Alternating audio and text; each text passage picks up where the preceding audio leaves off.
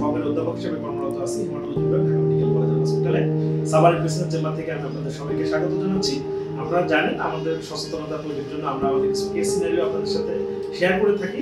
আমাদের একটি স্লোগান আছে, করব আগে কারণ নির্ণয়, রক্ত ভরা ছাড়াই আমরা রক্ত শূন্যতে যাই। এরকমই একজন পেশেন্ট, উনি সুবর্ণ কর্মকার। উনি শুধু রাজবাড়ী থেকে আমাদের কাছে আসে। গত বছর আগস্ট মাসে প্রথমবার উনি আমাদের কাছে আসেন। ওনার হিস্ট্রিটা ছিল যে গত 4-5 বছর ধরেই মাঝে মাঝে ওনার রক্ত শূন্যতা দেখা দেয়।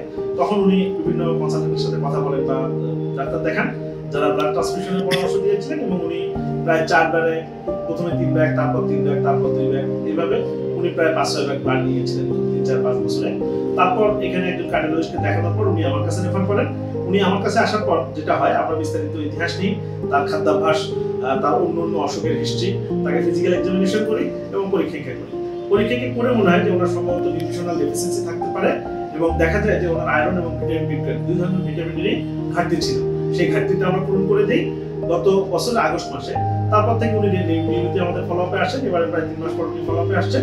আলহামদুলিল্লাহ ওনার হিমোগ্লোবিন এখন 11.4, এবং উনি আগে যে কষ্টগুলো পাচ্ছিলেন সেইগুলো কষ্ট ওনার দূর হয়েছে। উনি সুস্থভাবে জীবন যাপন করছেন, এবং উল্লেখ্য যে আমাদের কাছে আসার পরে আমরা কিন্তু কোনো ব্লাড দিইনি।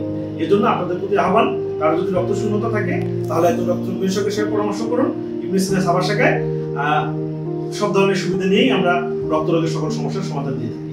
সেবা নিন, সুস্থ থাকুন।